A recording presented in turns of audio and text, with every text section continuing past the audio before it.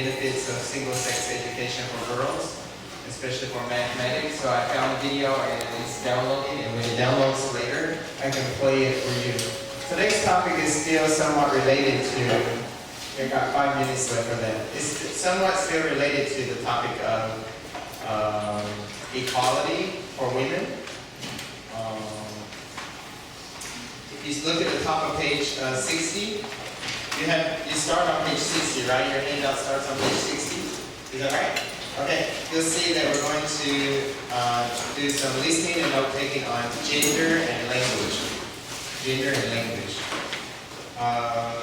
It says at the top of our books on page 70, in this section you will hear and take notes on the two-part lecture given by Wendy Davis, a professor of linguistics.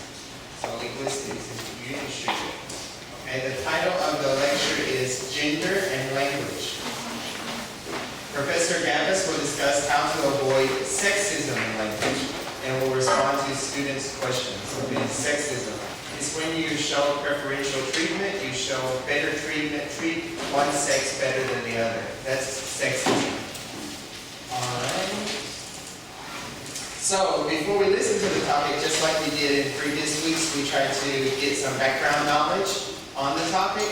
So, what I want you to do is, I want you to read the two very short paragraphs there with a partner on page 60. And then what I want you to do is I want you to discuss the questions in number 2.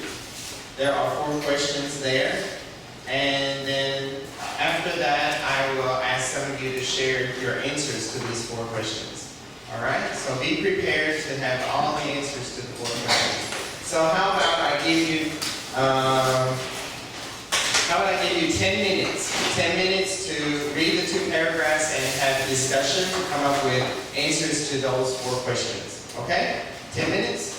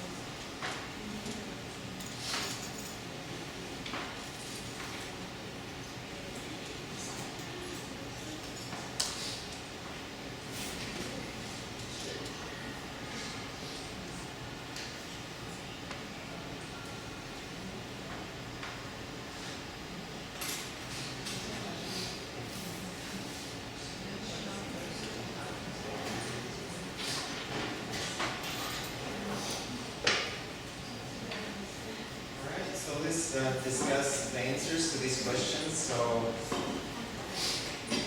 what is a gender-specific term? Can somebody tell me what is a gender-specific term?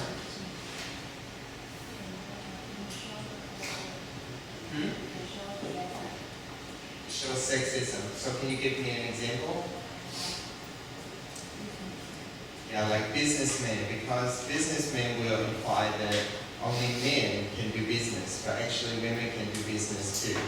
All right. How about what is a gender neutral term? Gender neutral.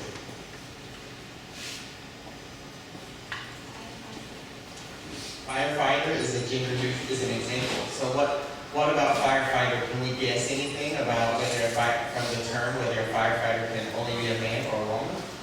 No, it's a gender neutral term. Okay.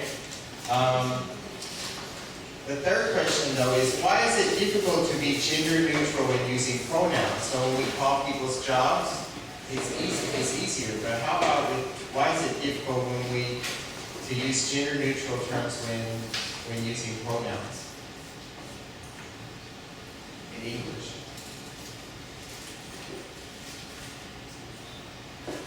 You know pronoun, right? Yeah.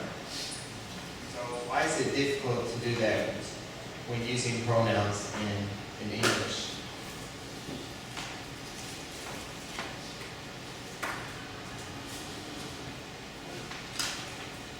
Did you figure it out from the example? The examples, actually.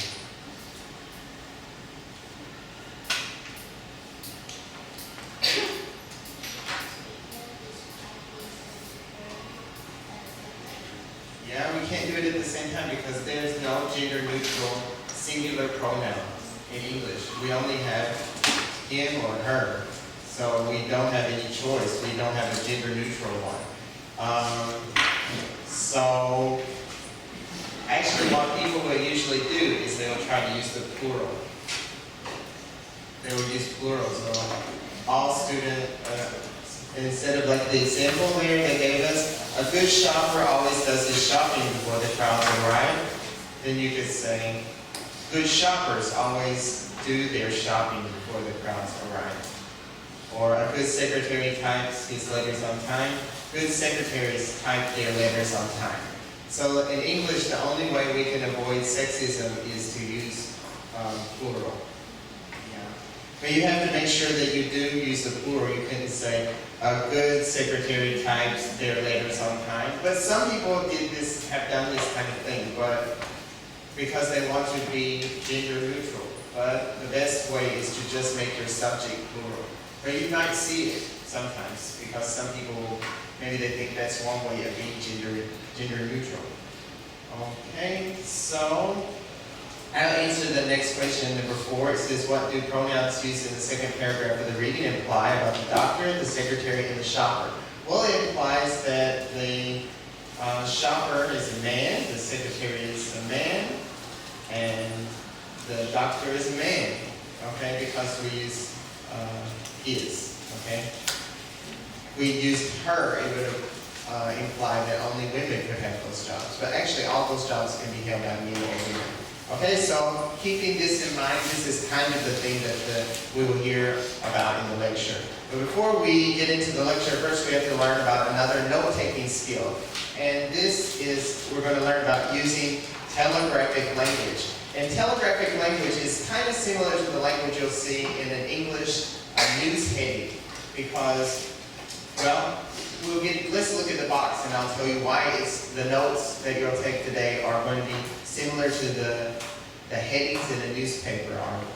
It says, when you listen to a lecture, it is not possible to write down everything the lecturer says. Good note takers are able to write down the most important information in as few words as possible. Using telegraphic language will help you to do this quickly. Okay? Telegraphic language is abbreviated language that reads like newspaper headlines.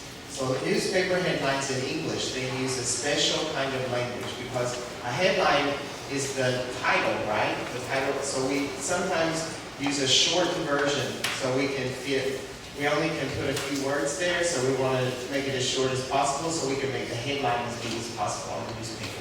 So that's why they came up with a new kind of language, and you can try to use this kind of language to take in your notes. So telegraphic language is abbreviated language that reads like newspaper headlines. When you use telegraphic language, you usually don't include the following. Articles. We don't use a, and, the. The verb to be. So, is, are, was, were, we just don't write it out.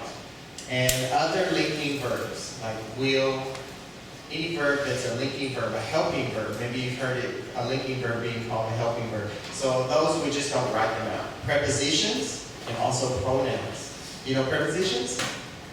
Okay, so preposition or pronouns. Because those kind of words are function words, so we can just leave out the function words. We can kind of fill them in. Okay, so let's look at the example of telegraphic language at the top of page 61. There's the original sentence. The first topic I will discuss is the large increase in the number of students who attend college today compared with the past. There has been a large increase in both male and female students. So you can see the telegraphic language below. Topic 1, then we have a colon, large increase in number of students in college today compared to past, male and female. So it takes up a lot less space, but you get all of the main important information. It says, notice that the note taker has also used abbreviations and symbols. So we're combining the things we learned from the previous weeks. Using telegraphic language together with symbols and abbreviations will help you become a good note taker. Alright, so to practice this, what I want you to do is to read the following summaries of different parts of the lecture. And then I'm going to, after you read them, I will play a short excerpt from the lecture. And what I want you to do is to match those short summaries to the correct excerpt. Alright, so it's going to play an excerpt of the lecture, and then this is a condensed form of what the lecturer is going to say. You'll have to combine them, match them, sorry. So first what I want you to do is to just listen, okay? I want you to read, and then after that you're going to listen. Just, right now, just read the first 4.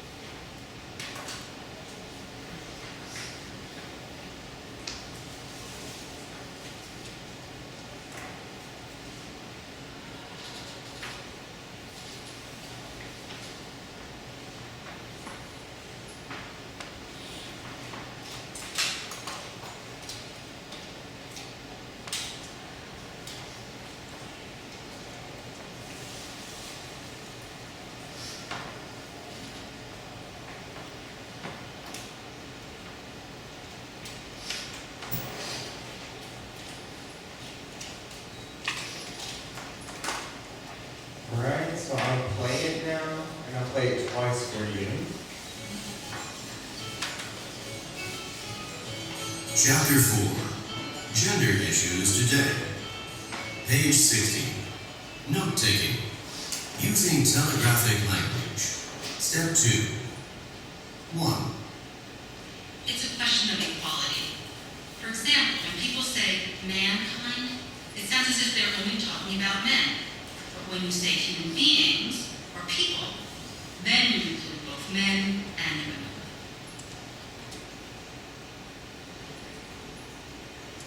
2. I, for one, would say that if we speak about people in certain ways, that definitely has an influence on the way we think about them. grows up hearing chairman, chairman, chairman, what is she going to think of when she hears this word? A man, of course.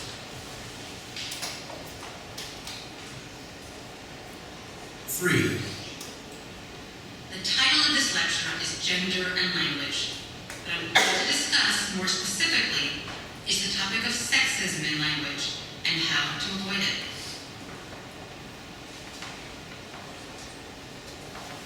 4. Let's turn to the question of gender-specific terms. Many terms like mailman or policeman are gender-specific. They all refer to men. Yet there are women who do these jobs. Chapter 4. Gender issues today. Page 60. Note-taking. Using telegraphic language. Step 2. 1. It's a question of equality.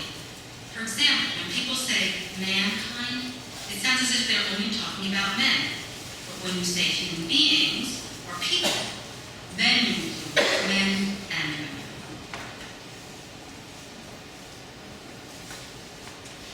2.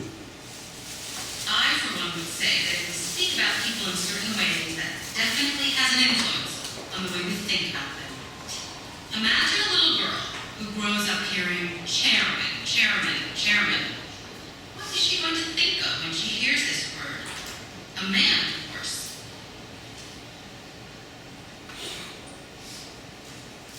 3. The title of this lecture is Gender and Language.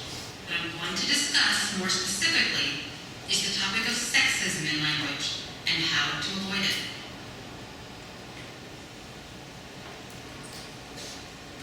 4. Let's turn to the question of gender-specific terms. Many terms like mailman or policeman are gender-specific. They all refer to men. Yet there are women who do these jobs. Okay, so what was the answers? Which one was number 1? C, and number 2? Now, and 3? A, and 4? D. Okay, now that you've listened to a little bit of the lecture and matched it up and kind of familiar with it, now I want you to try to rewrite these summaries taken from the lecture using telegraphic language and also other types of symbols and abbreviations. So if you have your handout from last week, maybe you can also look at it and recall what kind of symbols and abbreviations we learned in case you forgot. So I'll give you about 10 minutes to rewrite these, and then we'll go over together as a class like some possible ways that these notes could have been written using symbols and abbreviations in telegraphic language.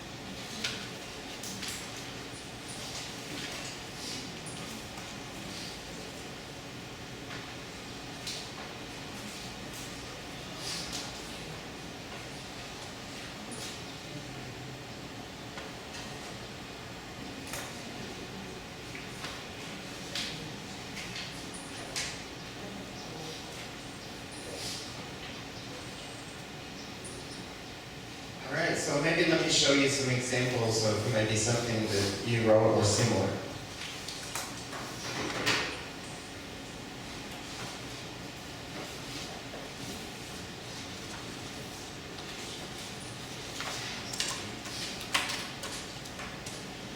Topic.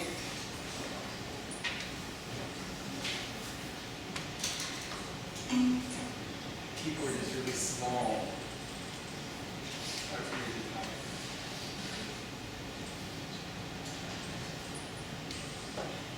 It's really too small for me.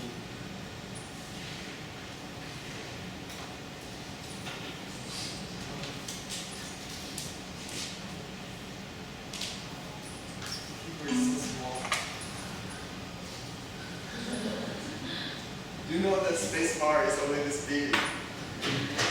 You see, it's too small. So I was thinking in the wrong key. Okay, let's see the notes. Gosh. Next time just use the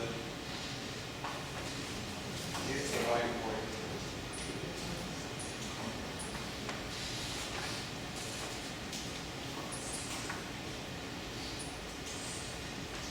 Remember this one? E.G.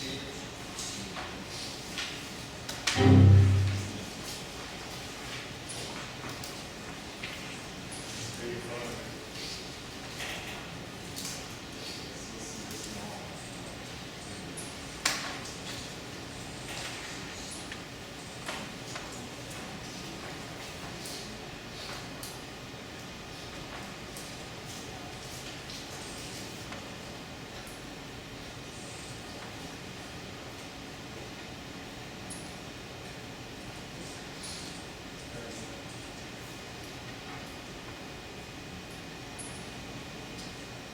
Or maybe you use the symbols. I can't type the symbols. Maybe you use the symbols.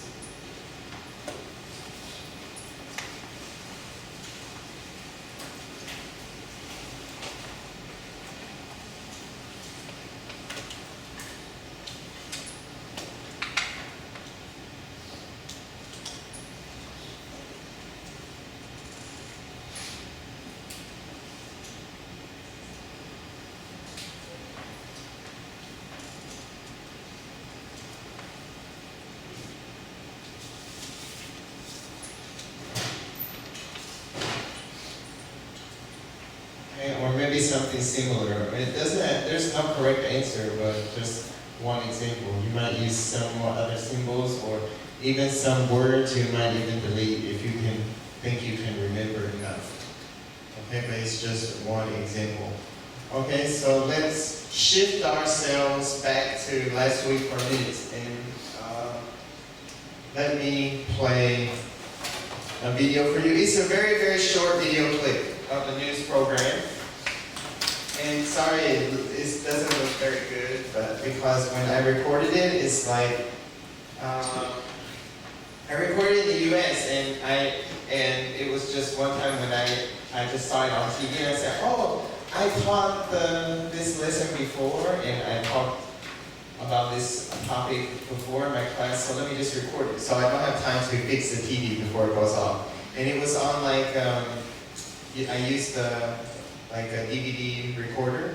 So this is the quality, it's just really bad. But at least I got it. It's really fast to get it. And maybe you can also hear some different accents, like the news reporters have different accent. Now that school districts create single-sex schools and classes, so classrooms all across the country could start to look very different. Here's ABC's Gigi Stone with a glimpse of the future. At this inner-city public high school in Chicago, girls raise their hands high in science lab. There are no boys here. You don't have to worry about dumbing yourself down, as some people say the girls do, so they won't intimidate guys, especially in math and science. It's a luxury that's been traditionally reserved for daughters of the upper class. Wealthy children across this country have had these options forever. Poor children haven't. We're trying to dramatically change that. The Chicago Schools Chief plans to open 20 more all-girls and boys schools. It's an attempt to help fix the city's ailing public school system, where graduation rates have been hovering around 68%. In the past, anti-discrimination laws have made it all but impossible for public schools to offer single-sex classes. But now federal regulations have eased, and school districts around the country are looking at this model as a way to improve education. This is what's necessary for our young women to actually achieve their potential. Many organizations are against the idea of Dividing men from women and boys from girls when they will spend their lives living and working together is a terrible idea for public education. But educators at this Chicago's girls' school say that is not what they're seeing. Last year, every single senior graduated. For Good Morning America, Gigi Stone, NBC News. Do you understand any? Some of it? Okay, let me ask you some questions, see if you can give me the answer. Where was the school? Oh, good. See, you heard a lot. Okay. And there's a guy, he said that some kinds of people have always had the option to go to single-sex schools before. But some people have never had the option. Who's always had the option? Do you understand my question? He said that some people, they always have had the option, the choice to go to single-sex schools. And then there's another group of people that they never had this choice before. Do you know who these two groups are? Did you catch it? Did you hear it? No? Okay, maybe you can think, listen again. I'll play it again later. You can see who has always had the choice for single-sex schools and who hasn't. Did you see what is the average graduation rate for high school students in Chicago? Did you see that? 67%. Does that surprise you? A lot of people don't graduate from high school in the U.S. Everybody graduates from high school in Taiwan, whether you want to or not. Everybody graduates, 100% graduates from college. Yeah, it's true. Yeah, but not in the U.S. now. So now that's why some in the U.S. still college degrees sometimes is enough. Okay, let me think of some other questions they said. What was the difference after the girls had single-sex education? What happened? What happened to graduation rate? The graduation rate, what? For those girls? Did you catch how much it was? How much? Did you hear? It's right at the end, so maybe you can listen again and see what was the graduation rate after for the single-sex education. So, does everybody agree with single-sex education? Yes or no? Does everybody agree? No, there's some people disagree. There's one lady disagree. Did you catch what did she say? Why did she disagree? Why does she think single-sex education is a bad idea? Kind of similar to the point in our lecture from last week. Did you hear that? What was it? She said that girls and boys grow up and can do different Yeah, and the lady said it's what? Did you hear the lady? What she said? Yeah, okay, so maybe we listen again. So what are we going to listen for? We're going to see what? Okay, see what that lady says, see if how much the graduation rate for the females, and what else? What else are we going to listen for? Huh? Huh? Option.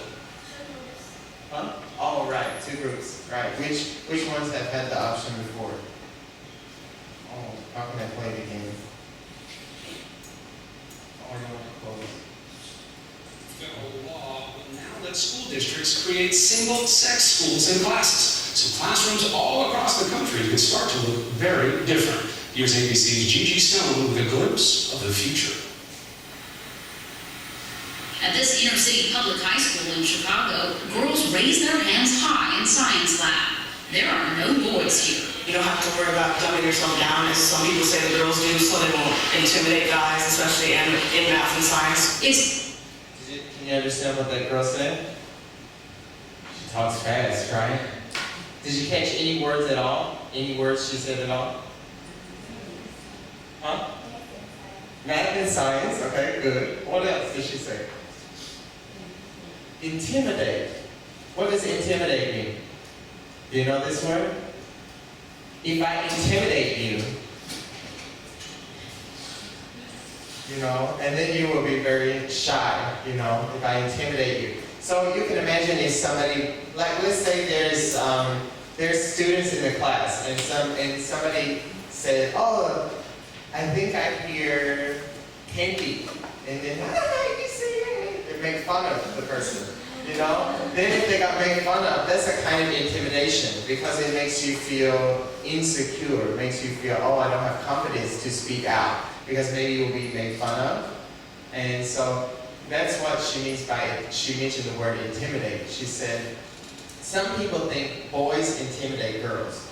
Maybe girls are afraid that boys will think they're stupid, or yeah, that's one reason.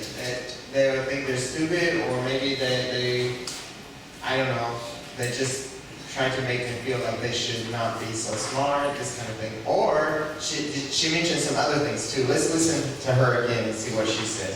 Because they're giving the students' opinion. She's a sophomore in high school, so the second year in high school. So she's giving her opinion about this kind of education. It's listen to what she is. The country could start to look very different. Here's ABC's Gigi Stone with a glimpse of the future.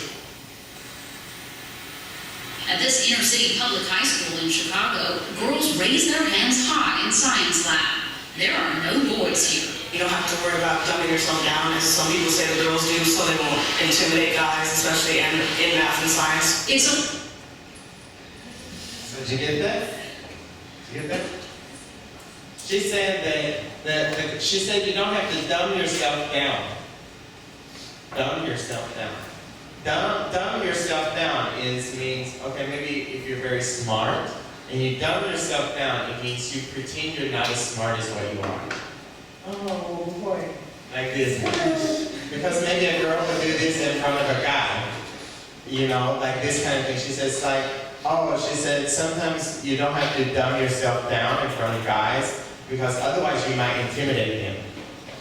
Because maybe the girls are afraid to show they're much smarter than the guys, because then the guys will be intimidated and then they wouldn't maybe like them, maybe want to talk to them or date them. Yeah, this kind of thing. So she said that this kind of thing you don't have to worry about what the guys think, and you can just do whatever you want to do.